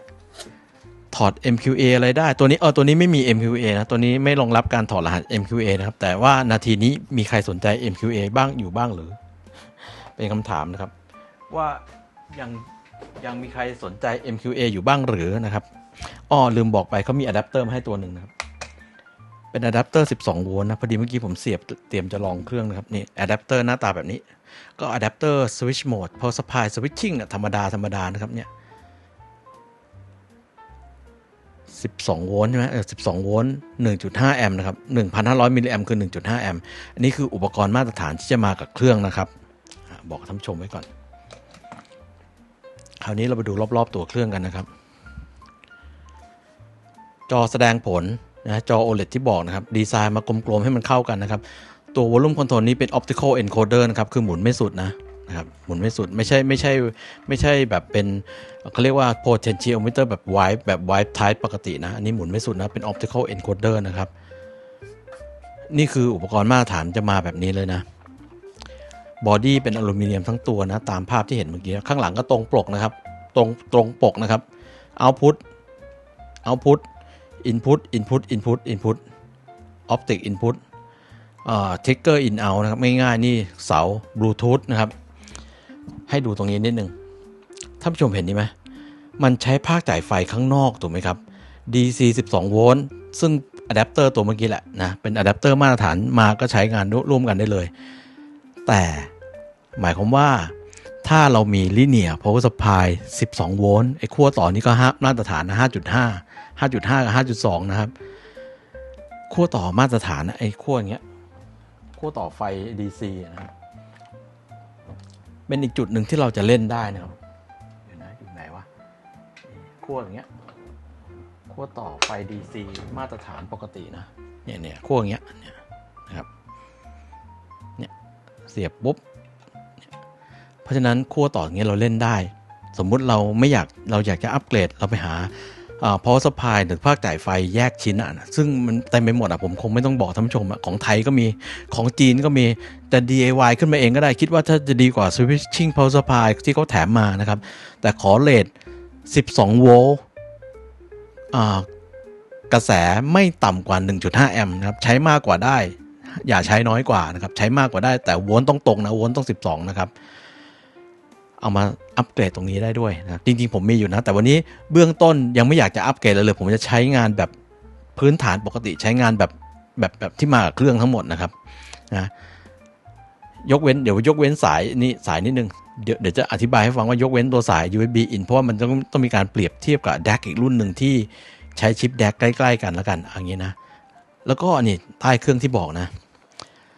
bypass นะครับbypass เนี่ยหมายความว่าถ้าเรา bypass ตรงนี้ไปปุ๊บนะครับวอลลุ่มคอนโทรลที่เนี่ยจะไม่มีผลทันทีนะมันจะปล่อยเอาพุตตรงเนี้ยนะครับสัญญาณเอาพุตเนี้ยมันจะปล่อยเต็มนะครับคือดังสุด ถ้าเราสวิตช์มาที่บายพาสเนี่ยเมื่อไหร่นะครับคุณอุปกรณ์ที่จะต่อจากมันต้องมีวอลลุ่มคอนโทรลเพื่อปรับความดังเสียงนะคุณไม่สามารถต่อเข้า power amp ที่ไม่มีวอลลุ่มได้ครับเสียงออกเต็มเหมือนคุณเร่งวอลลุ่มดังสุดนะลำโพงระเบิดนะครับถ้าอย่างเช่นเนี้ยเคสที่ผมใช้งานกับตัวแอมหูฟัง A70 Pro ของ Topping เนี่ยผมมีวอลลุ่มคอนโทรลชั้นดีอยู่ที่ Topping เพราะฉะนั้นผมไม่ต้องการวอลลุ่มคอนโทรลในตัวมันเพื่อจะให้ซ้อนวอลลุ่มถ้าใช้งานกับแอมเฮดโฟนของผมจะปรับไปที่ bypass เพื่อให้มันปล่อยสัญญาณเอาพุตเนี่ยออกไปเต็มเลยคือไม่ผ่านวอลลุ่มตรงนี้นะครับนะมันก็จะเข้าที่ Topping ของผมนะครับ Topping ก็จะปรับวอลลุ่มที่ตัวมันแต่ในเคสที่ถ้าต่อเข้า ZA3 นะครับหรือว่า power amp ที่ท่านผู้ชมจะเอาไปใช้เนี่ยห้ามเลื่อนมาที่ bypass นะครับต้องเลื่อนไปที่ off นะครับ off หมายความว่ายังใช้ฟังก์ชัน preamp ใช้ฟังก์ชัน volume control ในตัวนี้อยู่ตรงนี้สำคัญมากนะมันจะปล่อยสัญญาณเต็มเลยนะถ้าเราเลื่อนมาที่นี่นะตรงนี้คือ fix output นั่นเองนะครับนี่คือ fix output อันนี้คือ variable output นะถ้าใครใช้งานอยู่ที่บ้านแล้วกลัวว่าจะปรับผิดเขียนเอาสติ๊กเกอร์เอากระดาษกาวมาแปะไว้เลยว่าอันนี้เอาไว้ต่ออะไรครับ bypass เอาไว้ต่อกับ preamp integrate amp headphone amp ที่มี volume control นะครับเพราะไอ้นี่มันจะปล่อยเต็มหรือคุณนั่นมันก็ได้ว่าปล่อยสัญญาณเต็มตรงนี้ผ่าน volume ในตัวนะครับ off นี่คือผ่าน volume ในตัวนะครับไม่งงนะ off นี่คือ off bypass off ไอ้ฟังก์ชัน bypass คือไม่ bypass ไม่ลัดตรงก็คือยังผ่านข้างในอยู่นะครับประมาณนี้นะเพราะฉะนั้นการเดโมในช่วงแรกผมจะต่อเข้า power amp ตัวนี้นะครับผมก็จะoff ฟังก์ชัน bypass เพราะเราต้องการฟังก์ชัน preamp ในตัวนี้นะครับนะครับเลือกไว้ก่อนมันอยู่ข้างล่างโอกาสจะไปพลาดยากมากนะครับยากมากแต่ให้รู้ไว้ว่ามีตรงนี้สำคัญนะเดี๋ยวในการลองใช้งานเดี๋ยวผมจะให้ลองใช้งานเบื้องต้นนะว่าเวลาเราปรับเปิดอะไรเป็นยังไงนะครับก่อนที่จะต่อ power amp ให้ดูจริงๆนะเปิดเสียงให้ฟังด้วยก่อนอื่นผมต่อไฟเข้าก่อนครับก็ไฟ12โวลต์เข้านะครับเปิดสวิตช์ปุ๊บเดี๋ยวใช้งานรีโมทคอนโทรลให้ดูนะไอ้ปุ่มนี้เป็นปุ่มมัลติฟังก์ชันนะครับเห็นไหมวอลลุ่มสูงสุดอยู่ที่80นะครับถ้าเรากดนะมันได้ทั้งหมุนทั้งกดนะถ้าเรากดจะเห็นให้สังเกตตรงนี้นะตรงนี้เป็นตัวบอก Input นะครับตอนนี้อยู่ที่ Input USB นะครับกดทีนึงมันจะไปที่ Input Bluetooth ใช่ไหม Pairing นะกดอีกทีนึงไปที่ Input Optic เห็นไหมครับกดอีกทีนึงไปที่ Input อะไร Coax เห็นไหมครับนะครับแล้วก็กดอีกทีนึงกลับมาที่ USB HDMI มี HDMI อีกช่องนึงก็คือเป็นปุ่ม Selector นั่นเองกดนะครับใช้วิธีกดนะครับแล้วก็วนกลับมาที่ USB กดวนๆไปนะครับอันนี้เป็นตัวบอก sample rate ของสัญญาณนะสมมุติเราเล่น USB ตอนนี้มันก็ standby อยู่ที่ 44.1 นะครับแล้วก็นี่เป็นประเภทของ format สัญญาณนะครับเป็นสัญญาณ PCM หรือว่า DSD อะไรอย่างเงี้ยนะแล้วก็ตรงนี้เป็นระดับ volume control นะครับสีส้มๆนะ volume control ต่ำสุดคือ0นะครับสูงสุดคือ80นะครับประมาณนี้นะคราวนี้ผมจะต่อ USB เข้ามาแล้วกันนะครับแล้วเดี๋ยวลองเล่นดูคร่าวๆว่ามันจะขึ้นยังไงนะเดี๋ยวลองใช้ไปเลยดีกว่านะเดี๋ยวในที่นี้นะครับผมจะต่อ USB input นะครับมาจากคอมพิวเตอร์ Mac นะครับเล่นแอปผ่านแอป Roon นะเล่นผ่านแอปพลิเคชัน Roon นะครับอันนี้เป็นสาย USB ของ DD Hi-Fi นะลืมบอกไปอุปกรณ์มาตรฐานที่เขาให้มายังมีอีก2อันนะครับผมใส่ถุงเอาไว้เขามีตัวอะแดปเตอร์ใช่ไหมตัวอะแดปเตอร์12โวลต์มานะตัวอะแดปเตอร์จ่ายไฟ12โวลต์แล้วก็มีรีโมทคอนโทรลใช่ไหมแล้วก็เขามีสาย USB มาให้นะถ้าท่านผู้ชมยังไม่มีสาย USB ดีๆใช้ก็ใช้อันนี้ได้นะครับก็ใช้อันนี้ได้เลยนะครับแต่เนื่องจากวันนี้เราจะมีคอมแพร์ก็เลยเอาสายแบบเกรดดีหน่อยเขาก็ให้สาย USB Type A Type B ก็คืออันนี้เข้าคอมใช่ไหมแล้วอันนี้เข้าตูดมันรับเป็น USB Type B นะครับเป็นเหมือนพวก DAC Desktop ทั่วๆไปนะมีอุปกรณ์นี้แถมมาให้เป็นอุปกรณ์มาตรฐานนะครับมากับ ZD3 นะครับแล้วนี่เป็นสายอะไรนี่ไม่ใช่สาย Audio นะนี่เป็นสาย Trigger นะครับเห็นไหมสาย Trigger เป็น 3.5 นะครับเนี่ยเป็นสาย Trigger สัญญาณ Trigger นะครับความยาวประมาณคืบหนึ่งมั้งนะครับ แต่ในที่นี้เนื่องจากเราวางเครื่องไว้ห่างผมก็เลยไม่ใช้สายของเขานะผมใช้สายที่ผมมีอยู่แล้วนะครับสายที่ผมมีอยู่แล้วคือเส้นนี้นะครับต่อไปที่ปิดเครื่องก่อนเอาเวลาปิดเครื่องก็กดค้างนะครับเห็นไหมเวลาปิดเครื่องก็แค่กดค้างนะลืมให้ดูเวลาปิดเครื่องนะให้กดค้างนะครับหรือว่าถ้าเป็นรีโมทคอนโทรลเวลาเปิดปิดเครื่องก็ปุ่มข้างบนนะเห็นไหมนะครับปุ่มข้างบนนะปุ่มมิวนะครับปุ่มมิวเนี่ยไปที่อินพุตขึ้นหน่อยเนี่ยปุ่มมิวนะครับมิวเงียบเสียงนะครับมิวเนี่ยมีผลทั้งในโหมดบายพาสออนแล้วก็บายพาสออฟเลยนะครับอันนี้เป็นปุ่มเนี่ยวอลลุ่มคอนโทรลเนี่ยสั่งจากรีโมทได้นะครับสั่งจากรีโมทได้เห็นไหมอันนี้เป็นปุ่มนี้เผื่อเวลาต่อบลูทูธมันสามารถคอนโทรลการเล่นเพลงของอุปกรณ์ต้นทางได้สมมติเราเล่นจากมือถือเราสามารถเลือกเพลงข้ามไปข้ามมาหยุดเพลงได้จากปุ่มนี้นะเพราะบลูทูธมันจะมีข้อมูลคอนโทรลด้วยนะครับอันนี้เป็นปุ่มปิดดิสเพลย์นะครับที่ผมบอกนะปิดจอดิสเพลย์ได้นะครับอันนี้เป็นปุ่มเลือกโหมดนะเลือกอินพุตได้เห็นไหมเลือกจากนี้ก็ได้เลือกจากรีโมทก็ได้นะครับปุ่มเลือกอินพุตนะครับปุ่มโหมดนะปุ่มรีเซ็ตอันนี้ไม่แน่ใจว่าเป็นฟังก์ชันอะไรนะผมลองกดดูแล้วมันไม่มีอะไรเกิดขึ้นนะครับก็อาจจะใช้กับเครื่องรุ่นอื่นมั้งนะครับเพราะมันใช้กับเครื่องได้หลายรุ่นนะตามพวกนี้นะครับประมาณนี้รีโมทเป็นอินฟราเรดนะครับไม่ใช่บลูทูธเป็นรีโมทอินฟราเรดนะครับผมต่อ USB จากคอมพิวเตอร์เข้าที่ USB input นะครับตัวนี้ถ้าแนะนำก็ผมก็คงแนะนำให้ต่อ USB นะครับเพราะเป็น asynchronous USB นะครับคุณภาพเสียงเรื่องจิตเตอร์เรื่องการคล็อกจะดีกว่านะครับเพราะตัว DAC จะคล็อกตัวอุปกรณ์คอมพิวเตอร์ต้นทางนะครับซึ่งเป็นแนวทางเป็น way ของ high end ของ Hi-Fi นะครับคราวนี้เนี่ยผมต่อสัญญาณทิกเกอร์มาเข้าที่นี่เนาะเดี๋ยวขอปิดเครื่องก่อนนะครับก่อนจะต่อพวกสัญญาณทิกเกอร์ทั้งหลายผมขอต่อสัญญาณ output แล้วกันนะครับผมลากสาย XLR มาชุดหนึ่งนะซ้ายขวานะครับนี่คือสายที่ต่อไปเข้า power amp นะจะวางเครื่องไว้ตรงนี้แล้วกันเดี๋ยวลากตรงนี้ก่อนแล้วก็มีสายทริกเกอร์นะครับสายทริกเกอร์ไม่ใช่สายสัญญาณนะครับเป็นความสะดวกในการเปิดปิดเครื่องนะเพราะฉะนั้นเคสนี้เราจะต่อไปที่ตัว power amp แล้วต้องทริกเกอร์เอานะครับเอาไปเข้าอินของ power amp นะครับขั้วเป็น 3.5 นะครับทริกเกอร์นะครับทริกเกอร์นี่ก็ไม่มีอะไรถ้าท่านผู้ชมหาไม่ได้หรือหาไม่เป็นหรืออะไรทักเข้ามาได้เดี๋ยวผมจะแนะนำให้เพราะที่เขาให้มาเขาเหมือนก็เอาให้วางซ้อนกันเขาเลยให้สายสั้นๆมานะครับ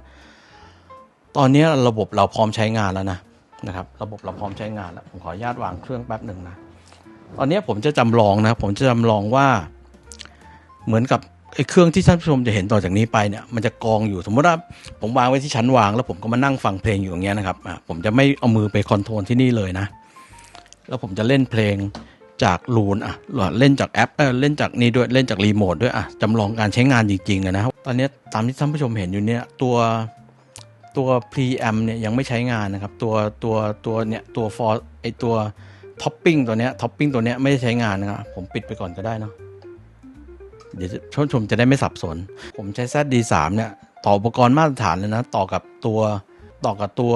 คอมพิวเตอร์นะต่อ USB DAC ต่อ USB ออกมาจากคอมพิวเตอร์แล้วก็ตอนนี้ผมอยู่ในโหมดขอดูก่อนขอเช็คก่อน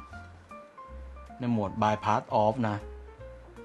bypass off แปลว่าอะไรแปลว่าใช้ตัวนี้เป็น preamp คือการปรับวอลลุ่มที่นี่ยังมีผลอยู่ถูกไหมครับเราไปที่เบาสุดก่อนนะ bypass off ก็คือใช้ preamp ในตัวนะแล้วเดี๋ยวที่ power amp เนี่ยเดี๋ยวพอมันเปิดเสร็จผมจะค่อยๆเร่งขึ้นแล้วก็จะให้ดูว่าเวลาเราใช้งานก็ให้เร่งจนสุดนะแต่ตอนนี้เนี่ยผมปิดเครื่องก่อนเพราะเราต่อทริกเกอร์แล้วผมจะลองให้ท่านผู้ชมดูว่าถ้าผมกด on ที่ตัวเนี้ยตัว DAC ที่ power amp จะติดขึ้นมาเองโดยอัตโนมัติหรือเปล่าอย่างที่ควรจะเป็นนะกดรีโมทปุ๊บสมมุติผมวางไว้หน้าห้องเลยผมไม่ต้องเข้าไปใกล้ผมจะไม่คอนโทรลที่เครื่องมาแล้วนะกดรีโมท on ปุ๊บเห็นไหมมันออนขึ้นมาแล้วอัตโนมัติด้วยสัญญาณทริกเกอร์แค่แสดงให้ดูไม่ใช่เรื่องใหม่เรื่องนี้มันมีมาชาติหนึ่งแล้วมันมีมานานแล้วผมเลือก input ไปที่ USB เป็น USB อยู่แล้วนะครับเป็น USB อยู่แล้วคราวนี้ผมจะสั่งเล่นเพลงนะผมจะไม่คอนโทรลที่หน้าเครื่องมาเลยนะก่อนอื่นผมลดวอลลุ่มเบาสุดนะไอ้นี่ก็เบาสุดก่อนนะครับเดี๋ยวจะค่อยๆเล่นขึ้นไปตามระดับนะครับผมสั่งเล่นเพลงจากแอป Loon Remote นะครับเอาเพลงที่เราคุ้นๆแล้วกัน Patricia Barber ผมจะเบาเพลงแบ็คกราวด์ทิ้งนะครับต่อจากนี้เสียงจะถ้าออกลำโพงนะมันจะเป็นเสียงที่ออกมาจากลำโพงเนี่ยลำโพงข้างหลังผมนะมันจะออกมาจากลำโพงข้างหลังซึ่งลำโพงข้างหลังเนี่ยต่อกับตัว ZA3 อยู่นะครับเสียงมันจะเข้าไมค์นี่แหละไมค์พูดนี่แหละนะครับอาจจะเสียงไม่ได้ดีเดย์อะไรสักเท่าไหร่นะคราวนี้ผมจะค่อยๆเร่งวอลลุ่มที่นี่นะครับก่อนอื่นผมเร่งวอลลุ่มที่นี่ก่อนเพื่อคอนเฟิร์มว่าเสียงมันไม่ได้ปล่อยไปเต็มๆใช่ไหมพอเราเร่งวอลลุ่มที่0อยู่ตอนนี้เราเบาวอลลุ่มที่ตัว ZD3 เพราะฉะนั้นที่นี่ผมเร่งจนสุดนะเพื่อใช้งานมันเป็น power amp สมบูรณ์แบบนะครับก็คือตัวเนี้ยปล่อยเต็มเลยที่นี่ input ปล่อยเต็มแล้วเรามาคอนโทรลที่ ZD3 แทนนะครับ ZD3 ตอนนี้วอลลุ่มอยู่แค่1อยู่เลยไม่ดังนะไปเรื่อยๆนะครับ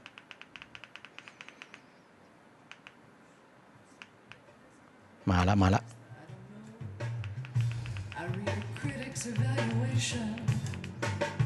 Short enough to mirror a copy of expensive public relations. I like a loud and noisy tune.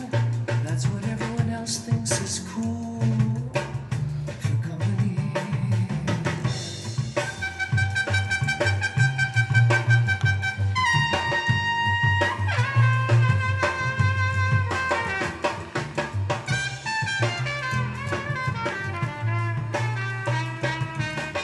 ขออภัยลืมไปนี่มัน4 ทุ่มแล้วเดี๋ยวข้างบ้านจะว่าเอานะเพราะไมค์ตัวเนี้ย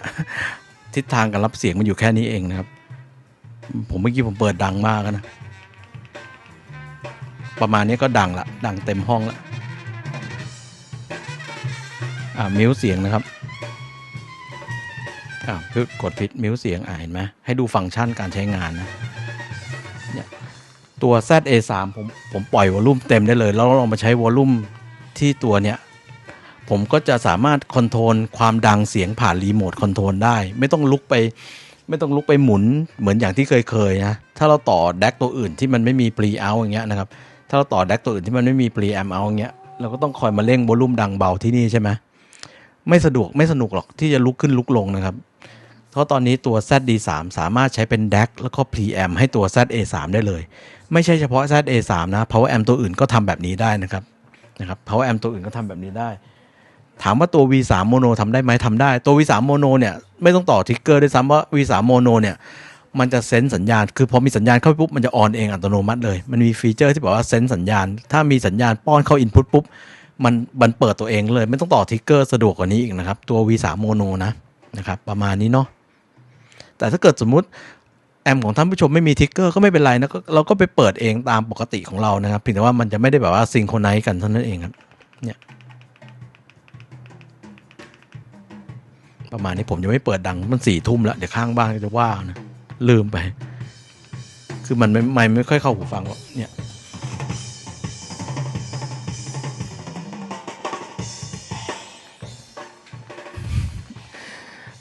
ประมาณนี้นะครับลองให้ดูนะถ้าถามว่าผมหยุดเพลงนะผมหยุดที่รูนรีโมทอันนี้ผมเปิดจากคอมพิวเตอร์นะผ่านแอปรูนแล้วก็ใช้เนี่ยรูนรีโมทนะใช้คอนโทรลผ่านรูนรีโมทเนี่ยเวลาผมปิดเครื่องนะครับเวลาผมปิดเครื่องมันก็จะปิดพร้อมๆกันนะครับเนี่ยปิดเครื่องที่ ZD3 ครับออฟ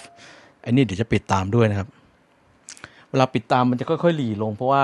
มันจะมีไฟค้างอยู่เนี่ยผมได้ยินเสียงรีเลย์แล้วตึ้งเมื่อกี้ตึ้งปิดไปแล้วเห็นไหมนะครับประมาณนี้นะพอจะมองเห็นภาพการใช้งานของมันแล้วเนี่ยผมนึกว่า2ตัวนี้มันเข้ากันแบบคือถ้าเรามีลำโพงสักคู่หนึ่งมาใช้กับมันใช้กับตัวเนี้ย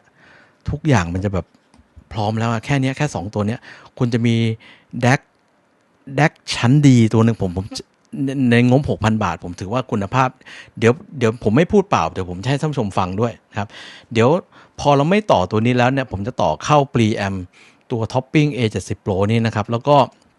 จะต่อตัว Line Out ของมันไปเข้า Audio Interface แล้วให้ท่านผู้ชมฟังนะครับเอาฟังแบบต่อออกเป็นสัญญาณออกไม่ออกลำโพงนะครับผมลองเปิดอีกทีนะลองออนมันนะสักพักอันนี้จะเปิดตามมันจะซิงโครไนซ์กันเห็นไหมนี่คือความสะดวกของ ฟังก์ชัน trigger นะครับ trigger แล้วก็เมื่อกี้มีอะไรยังไม่ได้ลองให้ดูบ้างอันนี้ถือโอกาสลองเลยแล้วกันอย่างเช่นอย่าง Bluetooth นะเดี๋ยวลองไปฟังตอนต่อ preamp แล้วกันเพราะว่าต่อไอ้นี่เสียงมันไม่เข้าไมค์เสียงมันไม่ดีนะแล้วผมไม่อยากเปิดดังด้วยมันดึกละเดี๋ยวเราไปลองฟังก์ชันที่เหลือว่าเวลาต่อบลูทูธเสียงดีไหมเสียงเป็นยังไงเวลาเล่นไฟล์ DSD มันเล่นแบบ native หรือว่าเล่นแบบ DOP ได้ไหมนะเดี๋ยวเราไปลองตอนเราต่อ preamp กันแล้วกันอันนี้แค่ลองว่าเวลาต่อ power amp เนี่ยมันการใช้งานการซิงโครไนซ์อะไรเงี้ยกันมันจะเป็นยังไงแล้วก็ฟังก์ชัน preamp จริงๆนะอย่างเงี้ยแล้วผมก็เร่งเสียงที่นี่ได้สุดเลยเห็นไหมที่ ZA3 ก็ไม่จำเป็นต้องใช้วอลลุ่มนี่แหละนะครับเพราะฉะนั้นใครที่ใช้ V3 Mono ตัวใหม่นะ V3 Mono ที่ไม่มีวอลลุ่มแล้วเนี่ยคุณสามารถใช้กับ ZD3 ได้แต่คุณจะต้องปิดโหมด bypass คือใช้ preamp ในตัวเพราะ V3 Mono ไม่มีวอลลุ่มใช่ไหมมันเป็น power amp เพียวๆมันเป็นเพียว power amp จริงๆหรือว่าคุณจะใช้ท็อปปิ้ง B100 ที่ผมแนะนำไปในสัปดาห์ที่แล้วที่เป็น amp class B ตัวนั้นก็ไม่มีวอลลุ่มคอนโทรลนะคุณต้องปล่อยออกไปแบบไม่มีวอลลุ่มที่เนี่ยคุณจะต้องมาคอนโทรลวอลลุ่มที่ตัว ZD3 แทนเพราะฉะนั้นต้องใช้งานมันในโหมด bypass off เพื่อใช้งาน preamp ในตัวมันนะครับเนี่ย preamp หมุนตรงนี้ก็ได้หรือปรับที่วอลลุ่มปรับที่รีโมทคอนโทรลก็ได้สะดวกมากๆไม่ต้องลุกขึ้นลุกลงตัวนี้ผมเป็นเครื่องเสียงบ้านที่ตัวนี้ผมคิดว่าสุดท้ายผมคืนตัวเดโมทางโฮลิไซไปผมซื้อเองแน่ๆนะตัวหนึ่งเพราะว่าผมมองว่ามันมีประโยชน์ในการใช้งานได้หลากหลายมากเราจะต่อเนี่ยชุดหูฟังก็ได้ต่อชุดแอมบ้านก็ได้แล้วก็ผมมองว่าประโยชน์มันเยอะผมอยากจะมีมันเอาไว้ reference ว่ากันเถอะมันอาจจะไม่ได้ดีที่สุดในงบนี้หรอกแต่ว่าฟังก์ชันอะไรต่างๆเนี่ยมีรีโมทคอนโทรลไร้สายมาให้ด้วยแล้วก็เป็นรีโมทที่ไม่ได้ไปปรับเสียงในโหมดดิจิตอลโดเมนให้คุณภาพเสียงมันดรอปลงมันปรับในโหมดอนาล็อกมันปรับในโหมดที่เป็น preamp จริงๆมันมี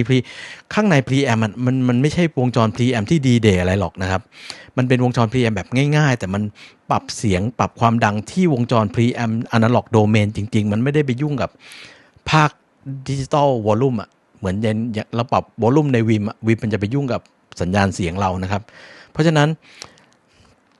ถ้าใครที่มีแต่ power amp ก็ใช้ preamp ในตัวมันได้คุณก็ไปเปลี่ยน op amp ให้เป็นเกรดดีอะไรไปก็ว่าได้ใช่ไหมหรือว่าถ้าคุณมี preamp อยู่แล้วคุณมี integrate amp อยู่แล้วคุณมี preamp ที่ใช้งานคุณก็ปล่อยเต็มคือ bypass ภาค preamp ในตัวนี้ไปเลยปล่อยเต็มออกไปได้ผมว่าเนี่ยมันเป็นอุปกรณ์ที่เหมาะสำหรับนักรีวิวอย่างผมนะนอกจากโอเคว่าผมว่าความคุ้มค่าในฟังก์ชันต่างๆของมันหรือว่าคุณภาพเสียงเนี่ยผมยังมองว่าเนี่ยมันเหมาะสำหรับคนที่ต้องการทดลองทดสอบต่างๆมันคุ้มมากตัวนี้ผมซื้อแน่ๆผมบอกท่านผู้ชมไว้เลยผมซื้อแน่ๆเดี๋ยวสั่งจองจากทางโฮลิไซเลยแต่ไม่รีบนะ ตอนนี้มีอย่างอื่นให้ลองเล่นเยอะมากเดี๋ยวก่อนเมื่อกี้ให้ลองเรื่องฟังก์ชันเวลาต่อ power amp เป็นยังไงไปแล้วใช่ไหมเดี๋ยวต่อไปนะครับผมจะลองให้ฟังเสียงกันนะครับโดยเฉพาะเทียบกับแดกที่อยู่ในระดับราคาใกล้ๆกันแล้วก็มีคุณสมบัติหลายๆอย่างคล้ายๆกันตัวชิปแดกมาจากยี่ห้อเดียวกันนะครับอาจจะต่างเจนกันนิดหน่อยนะครับราคาก็อยู่ในช่วงเบียดกันนะครับอย่าง Cardas Tone 2 Pro นะครับคราวนี้เราจะต่อผ่าน preamp ที่อยู่ในตัว Topping A70 Pro แทนนะครับเดี๋ยวสวิตช์กลับมาที่เดิมก่อนเดี๋ยวผมจะปรับให้ดูด้วยว่าตอนนี้ต่อจากนี้ไปวอลลุ่มที่ตัวนี้จะไม่มีผลละเพราะว่าผมต่อตรงเข้าพวกpreamp นะครับนะปรับไปที่ bypass เรียบร้อยนะครับออนเครื่องเลยครับปุ๊บออนเครื่องเรียบร้อยมาดูที่ Topping A70 Pro นะครับตอนนี้เนี่ยคันนี้ในโหมดอันนี้จะให้ฟังเสียงจริงจังแล้วก็ไม่ต่อออกลำโพงนะเพราะเราไม่มีไมค์รับลำโพงที่เสียงดีๆอยู่ณซิสเต็มตรงนี้นะครับคราวนี้เนี่ยสัญญาณนะครับตอนนี้สัญญาณมันจะไวริ่งแบบนี้ USB จากคอมพิวเตอร์เข้าไอ้ตัวนี้นะครับเข้าไอ้ตัวนี้แล้วก็ตัว Output XLR ยังต่อไม่ครบเลยอันนี้ก็ใจร้อนเนาะเมื่อกี้ต่อจาก channel ขวาต่อ channel ซ้ายด้วยXLR นะครับไปเข้า input ของ topping นะ topping ตัวนี้แล้วก็เช็ควอลลุ่มก่อนผมตั้งไว้ที่นี่นะครับนะ เอาพุทจากท็อปปิ้งไปเข้า audio interface เลยเรียกว่าเป็น direct inject นะครับถ้าภาษาคนสายโปรเขาจะเรียกว่า DI นะ direct inject นะครับจากสัญญาณจากนี่เข้า preamp วิ่งเข้าที่ audio interface ออกไลฟ์ให้ท่านผู้ชมฟังกันอยู่นี่นะครับประมาณนี้นะก่อนอื่นหาที่ทางให้ตัวเองก่อนไว้ ประมาณนี้ตอนนี้ลองอะไรดีลองฟังก์ชัน USB ก่อนแล้วกันนะก่อนจะไปลอง Bluetooth นะลองฟังก์ชันที่เป็นวันนี้ขออภัยที่ไม่ได้ลองตรงส่วนของInput ที่เป็น Coax กับ Optic นะเพราะว่ามันวุ่นวายนะมันต้องไปหาเครื่องอะไรนี้แล้วก็ไม่มีอะไรมากมายผมได้ลองแล้วล่ะก็ใช้งานได้ตามปกตินะครับไม่ได้มีอะไรผิดแปลกหรือว่ามีประเด็นอะไรมากมายก็เลยขออนุญาตข้ามนะครับลองเฉพาะ USB เพราะ USB มันมีพวกฟอร์แมตของเสียงอะไรให้ลองใช่ไหมอย่างเงี้ยตอนเนี้ยผมจะปรับวอลลุ่มไปที่0เลยเพราะมันไม่เกี่ยวละเนี่ยผมปรับที่0เลยคราวนี้มันปล่อยตรงแล้วเพราะเราบายพาสเรียบร้อยแล้วนะครับผมจะไปที่รูนนะครับลองเปิดเพลงเอาเพลงที่เราคุ้นแล้วกันนะอะไรคอมพานีแล้วกันลองไปฟังกันดูนะแล้วเดี๋ยวผมจะอธิบายฟังก์ชันการทำงานคร่าวๆไปด้วยนะครับ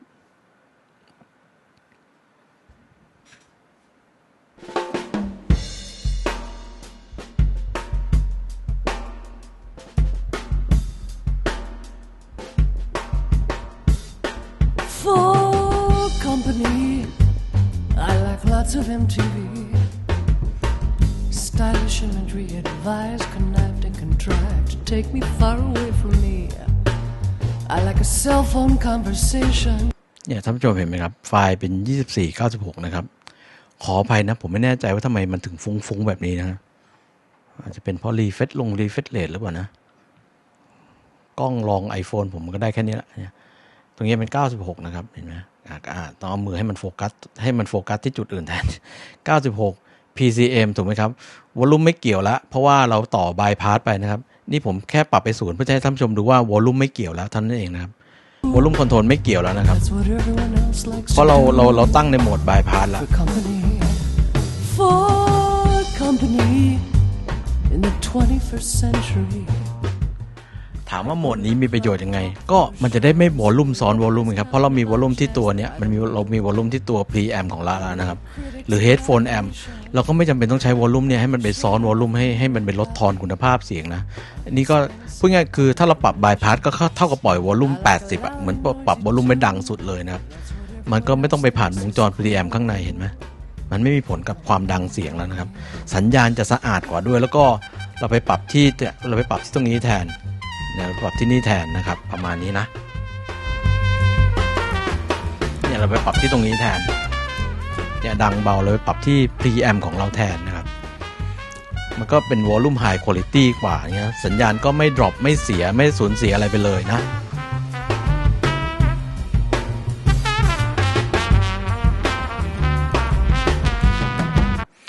เดี๋ยวผมจะลองเล่นไฟล์ที่เป็น DSD นะดูว่ามันไปได้ถึงแค่ไหนนะครับเป็น DSD DSD นะ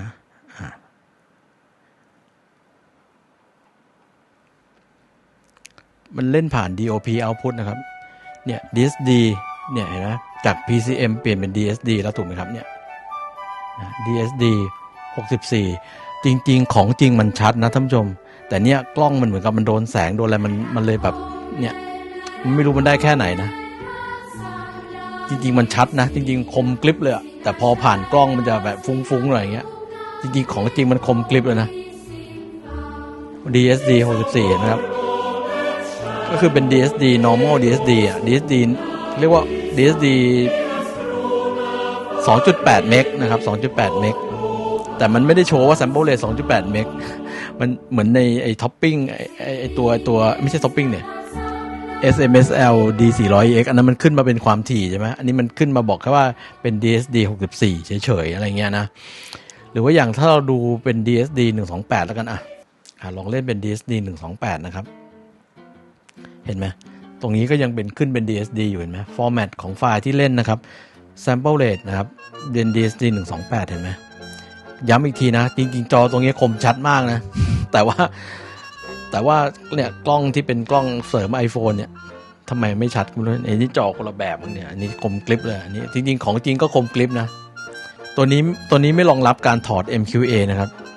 มันก็เหมือนแต่อย่างที่บอกนาทีนี้มีใครสนใจ MQA บ้างก็แล้วแต่นะบางคนบอกผมยังสนใจอยู่ผมมี MQA CD ก็อาจจะต้องมองหาตัวอื่นนะครับหรือว่า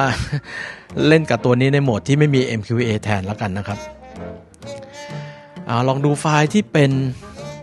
256ดูซินะครับแต่256นี่ผมเปิดให้ฟังเสียงไม่ได้ครับติดลิขสิทธิ์นะครับขออนุญาตมิวเสียงนะครับอัลบั้ม Cantate Domino นะเพลงสวด256นะครับเนี่ยเล่นได้นะครับสมูทดีนะ256นะ256นะครับ DSD 256นะครับลองไปดูไฟล์ DXD ซิ DXD จะเล่นได้ไหมนะครับ DXD เป็นไฟล์ High Res แบบสุดๆนะแบบสุดๆอีกอันนึงนะ 352.8 กับ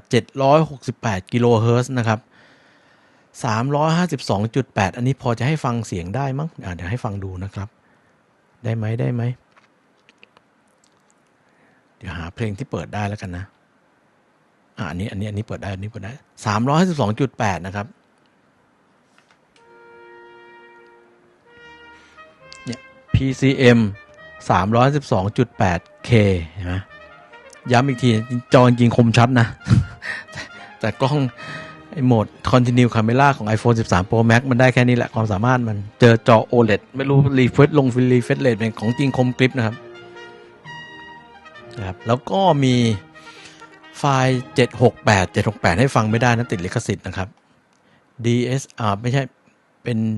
DXD Stable Rate 768 กิโลเฮิรตซ์นะครับดูว่ามันเล่นได้จริงไหมนะครับนี่เห็นไหม768นะครับเปิดเสียงให้ฟังคร่าวๆนิดนึงนะได้นะครับอัลบั้มเคยแนะนำไปแล้วอัลบั้มชื่อ Lace นะครับของคาเมนโกเมสจากค่าย Liaison นะครับ Liaison เป็นค่ายที่ทำพวก High Res แบบ Sample Rate สูงๆนะ Liaison นะครับเคยแนะนำไปแล้วในอัลบั้มแนะนำ EP ไหนไม่รู้จำไม่ได้แล้วนะครับก็ประมาณนี้ลองเล่นให้ดูแล้วนะว่ามันเล่นอะไรได้บ้างเป็นยังไงอะไรยังไงนะครับแล้วก็มีอะไรอีกล่ะต่อไป Compare ไหมเปิดกล้องใหม่ผมจะให้ฟัง ZD3 นะในโหมด USB DAC นะครับเทียบกับตัวนี้เหมือนสายมันสั้นมากนะ Kadas Tone to Pro ถามว่าทำไมผมถึงให้เทียบกับตัวนี้นะครับในเคสนี้เราจะไม่ใช้ภาค preamp เราจะต่อ line out เต็มนะแล้วมาปรับ preamp ที่ Topping A70 Pro แทนนะครับ1คือ Kadas Tone to Pro ตัวนี้ใช้ชิป DAC ESS 9038 Q2M คือเป็นรุ่นก่อนหน้านะครับของ90อันนี้ตัวนี้ใช้9039 Q2M ต่างกัน1 Gen นะครับแล้วก็เป็นชิปแบบ Q2M คือเป็นชิป Mobile DAC ทั้งคู่นะแต่มันใช้ในเครื่องนี้มันใช้ในเดสก์ท็อปไอ้ตัวนี้อาจจะมี Headphone Output นะราคาขายใหม่ๆ 8,000 กว่าบาทนะครับแพงกว่าตัวนี้นิดหน่อยแต่มี Output หูฟังมาให้ด้วยคือมี Headphone Amp ในตัวไอ้ตัว ZD3 ไม่มีหูฟังไม่ยุ่งกับหูฟังเลยนะครับถ้าคุณใช้ ZD3 แล้วอยากฟังหูฟังคุณต้องไปหาแอมป์หูฟังมาต่อเพิ่มนะครับหรือไปหา Integrate Amp ที่มีช่องเสียบหูฟังมาเพิ่มนะครับแต่ตัวนี้แพงกว่านะครับแต่ว่ามีเอาท์พุตหูฟังมาให้ทั้ง 3.5 แล้วก็ 4.4 นะครับแล้วก็มีเอาท์พุตข้างหลังนะครับตัวนี้มี Input ที่เป็นไอตัว Kadas Tone to Pro มี Input ที่เป็น Coaxial 1 ช่องครับมี USB in นะครับแล้วก็สามารถต่อภาคจ่ายไฟแยกข้างนอกได้นะครับเนี่ยต่อเข้าทางพอร์ตนั้นนะครับตอนนี้ผมใช้ภาคจ่ายไฟ5โวลต์ลิเนียร์ต่อให้มันนะครับเพื่อให้มันแบบว่าสมน้ำสมเนื้อกันหรือว่าถ้าไม่ต่อมันก็ใช้ไฟจาก USB โดยตรงก็ได้นะครับตัวนี้เนี่ยเอาท์พุตมีทั้ง Single N RCA แล้วก็บาลานซ์แท้ๆนะตัวนี้ก็เป็นบาลานซ์ fully บาลานซ์แท้นะครับข้างในนะครับแต่ว่าขั้วต่อบาลานซ์เขาเป็นบาลานซ์ RCA ลองไปศึกษาดูได้นะเห็นเป็นขั้วต่อ RCA แต่จริงๆเป็นขั้วต่อบาลานซ์นะครับนะข้างหลังเข้าตรงนี้เป็นขั้วต่อบาลานซ์นะครับเนี่ยข้างล่างซ้ายมือนะครับเป็นขั้วต่อบาลานซ์นะครับเขาเรียกว่าเป็น RCA บาลานซ์เป็นขั้วต่อพิเศษนะครับต้องใช้สายพิเศษของทาง Kadas Tone to Pro ก็ใช้สายปกติมาตรฐานทั่วๆไปส่วน output ที่ออกจากตัวนี้นะครับผมก็ใช้สาย XLR ของโมกามิธรรมดานี่แหละนะครับก็ถือว่าน่าจะสมน้ำสมเนื้อกันเพื่อเป็นการเปรียบเทียบที่ไม่มีตัวใดตัวหนึ่งเสียเปรียบได้เปรียบกันมากเกินไปนะครับประมาณนี้ ก่อนอื่นเราไปฟังตัวนี้ก่อนนะแล้วเดี๋ยวเราจะสลับไปฟังตัวนู้นนะครับฟังเพลงเมื่อกี้แหละง่ายๆนะคอมพานีนะเราฟังจนชินกันแล้วนะครับลองไปฟังดูว่า Foxy Audio ZD3 ในโหมดที่เป็น Line Out ไปเป็น Direct Inject นะ DI นะเสียงจะเป็นยังไงนะครับเปิดผ่านรูนนะรูนแล้วก็ยิงเข้านี่ในโหมด USB นะเราไปฟังเพลง Company ของ Patricia Barber กันนะครับ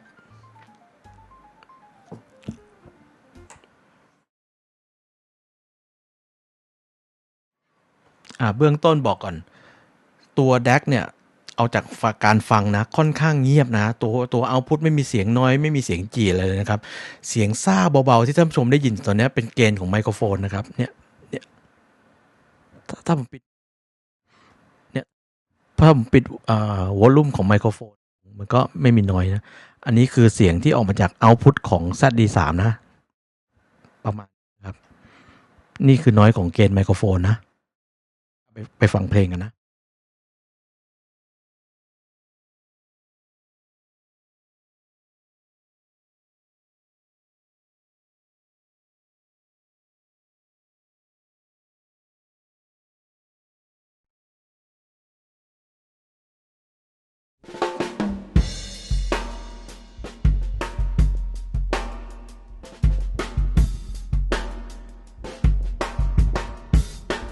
For company,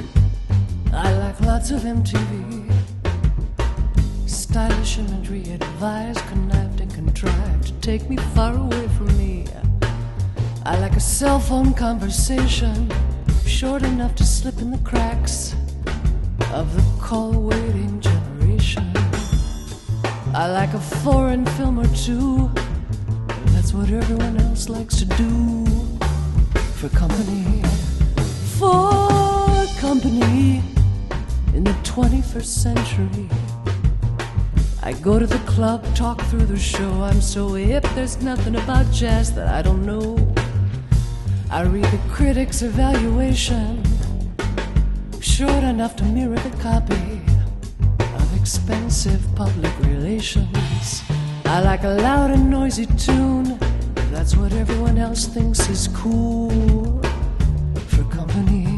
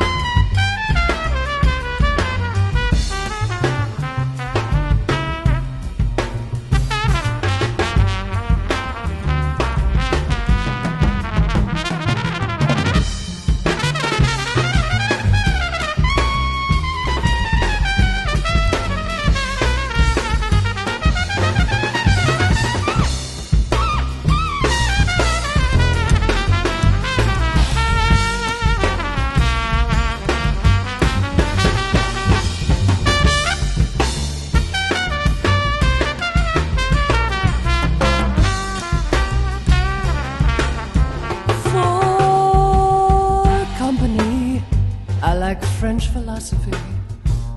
deconstructive obscurity, formalized, canonized, and dignified by the university. I like a trendy indecision, weightless enough to forget the forgetting of which nothing bears repetition. I like an expensive aperitif, if that's what everyone else thinks is neat. For company.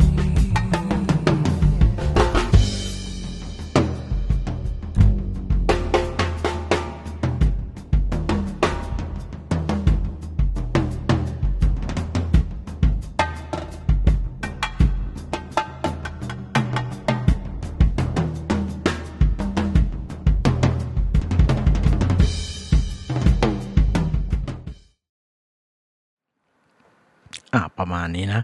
เดี๋ยวผมขออนุญาตสลับแดกแต่สายเนี่ยผมก็ใช้สายรุ่นเดียวกันนะแต่ว่าหัวต่อเป็นคนละแบบนั่นเองครับเพราะว่า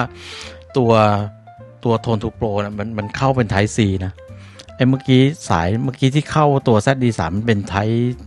Type B นะครับสลับสาย Input นี่แต่เป็นสายรุ่นเดียวกันเลยนะครับเป็นสายของ DD Hi-Fi นะ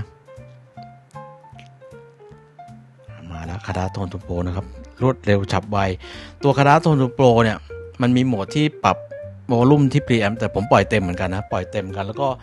วอลลุ่มที่เนี่ยไม่ได้ปรับเลยนะบทความดังเท่ากันนะครับปรับความดังเท่ากันเอาพุตเป็นบาลานซ์เหมือนกันนะแต่มันต่อออกทางช่องบาลานซ์ RCA เป็นขั้วต่อพิเศษของทาง Cardar Tone to Pro นะครับไปฟังกันดูนะเพลงเดียวกันนะครับ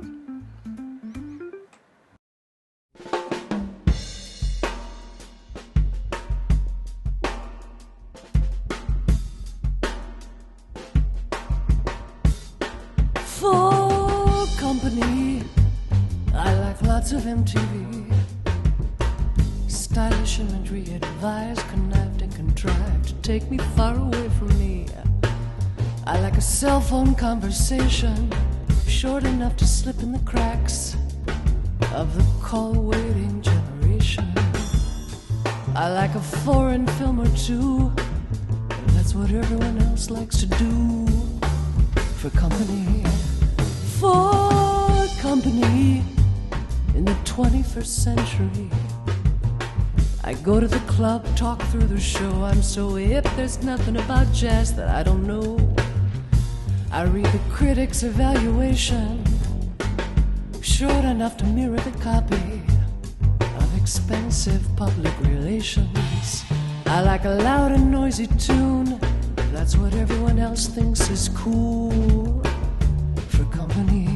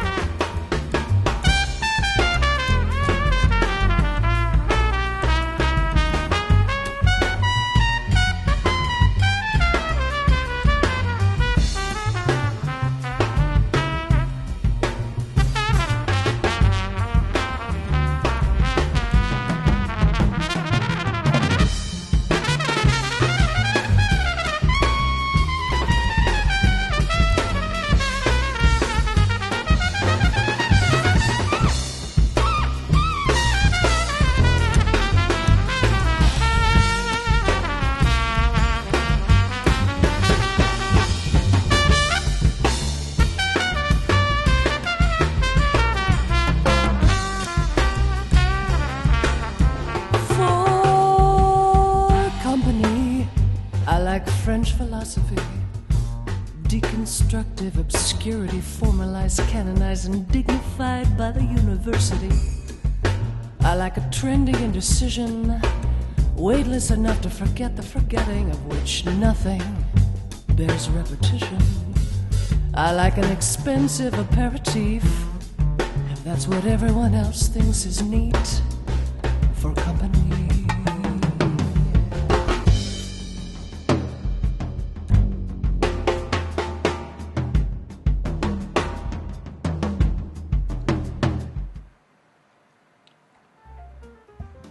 เรียกว่าพอหอมปากหอมคอกันแล้วกันนะครับแนวเสียงเดียวกันเลยไหมชิปยี่ห้อเดียวกันต่างกันเจนเดียวนะแนวเสียงมาแนวเดียวกันเลยก็ใกล้เคียงกันมากนะท่านผู้ชมฟังออกไหมความแตกต่างนิดนึงมันเป็นชิปคนละเจนกันเท่านั้นเองนะมาลองฟังคืออันนี้ผมอยากจะให้เป็นโบนัสแล้วกันนะผมมี Turntable ไหนเราจะฟังบลูทูธของภาครับบลูทูธของไอตัว ZD3 ใช่ไหมก็ถ้าจะต่อมือถือแล้วก็ยิงมือถือบลูทูธเข้าไปมันก็คงจะธรรมดาเกินไปนะครับผมก็เลยจะยิงบลูทูธจากเครื่องเล่นแผ่นเสียง Soundburger ของ Audio Technica เนี่ยครับยิงบลูทูธไปเข้า ZD3 แล้วมาฟังเพลงกันนะครับไม่มีหรอกชวนฟังเพลงแล้วก็ทดลองไออินพุตที่เป็นบลูทูธ Stomping at the Savoy นะครับเป็นเพลงสนุกฟังง่ายๆเป็นแจ๊สนะครับของฝั่งสแกนดิเนเวียนะครับ Opus 3 เล่นจากSoundburger นะครับยิงเสียงผ่านบลูทูธใน Soundburger ไปเข้าที่ ZD3 แล้วก็ต่อเข้าไลน์ออดิโอของเราในการไลฟ์ครั้งนี้ตามปกตินะครับลองไปฟังกันดูนะ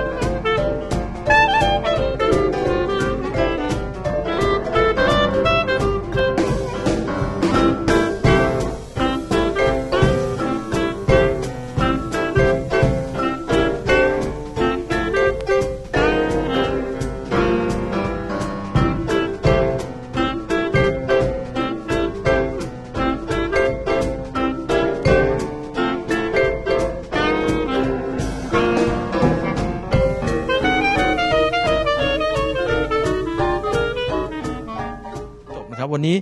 สำหรับ Forcy ZD3 ก็ผมคิดว่าคงจะพอได้มองเห็นอะไรบ้างนะได้มองเห็นอะไรบ้างว่าอ๋อประมาณนี้แหละก็ถ้าท่านผู้ชมคิดว่าอยากจะให้ลองอะไรเพิ่มเติมนะครับเช่นลองไอ้นี่กับไอ้นั่นลองไอ้นั่นกับไอ้นี่นะหรือว่ามีอะไรเพิ่มเติมอย่างให้อธิบายเพิ่มไปจากสิ่งที่ผมได้คุยไปแล้วในวันนี้นะครับก็สามารถคอมเมนต์เข้ามาได้นะครับสามารถคอมเมนต์มาได้